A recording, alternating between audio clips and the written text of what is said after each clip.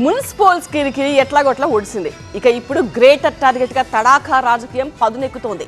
మంత్రులు పలువురు అధికారుల అవినీతి బయటపెడతామని బండి సంజయ్ సంచలన కామెంట్స్ చేశారు.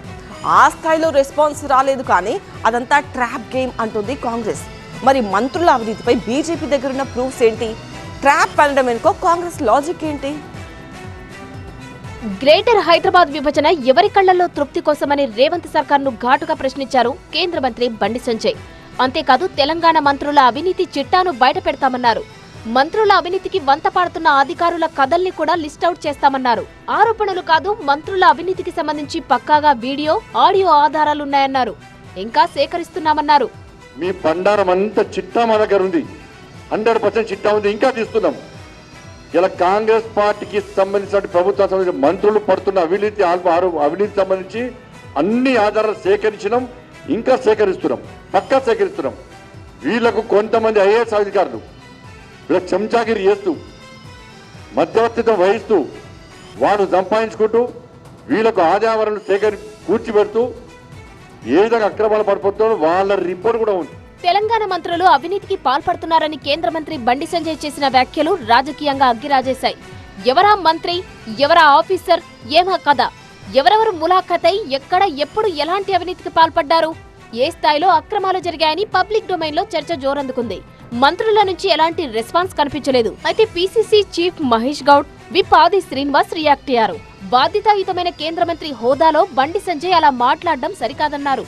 మంత్రి అని కూడా మర్చిపోయి మాట్లాడితే ఎలా ఉంటుంది? అవినీతి మయం చేసినటువంటి టీఆర్ఎస్ పార్టీ మీద గెలిచింది కాంగ్రెస్ పార్టీ కదా. మొత్తం ప్రజలకు ఇచ్చిన వాగ్దానం నిలుపుకునే విధంగా మేము ప్రయత్నం చేస్తామంటే మా మీద బురదల్లే ప్రయత్నం వారు చేస్తూ ఉన్నారు. వారికి చిత్తశుద్ధి ఉంటే ఇవాళ కాళేశ్వరం మీద విచారణ జరిపి అది సిబిఐ టేక్ ఓవర్ చేయాలని అసెంబ్లీలో బిల్ పాస్ చేసాం. మీ సహచర మంత్రి కిషన్ రెడ్డి గారు కాదా మీరు సిబిఐకి 2 రోజులు నేను తెలుసా అని చెప్పింది? ఎందుకు కాలయాపన చేస్తూ ఉన్నాడు? మీరు అవినీతి మీద కేసీఆర్తో కుమ్మక్కై కాంగ్రెస్ మీద నిందలేస్తే ప్రజలు ఊరుకునే పరిస్థితిలో ఉండరు. మీ దగ్గర ఉన్న పక్క ఆధారం బయటపెట్టి బండి సంజయ్ గారు అడుగుతా ఉన్నాం. కేంద్ర మంత్రి హోదాలో మీరు మాట్లాడే అంటున్నా. ఈ ఉడత ఊపులోకి ఇక్కడ బెదిరే లేదు. అనేక సార్లు ఇలా మాట్లాడాలా మాయమైపోయేటువంటి సందర్భాల్లో మీ అధిష్టాన పక్షాన్ని మీ కక్షితులు వస్తే ఆ ప్రెస్టేషన్లో మా కాంగ్రెస్ పార్టీని విమర్శించడం ఏందో ఉంటున్నాం. ఈ విధానం సరైనది కాదు. కాంగ్రెస్ పార్టీ చూస్తూ ఊరుకోదు.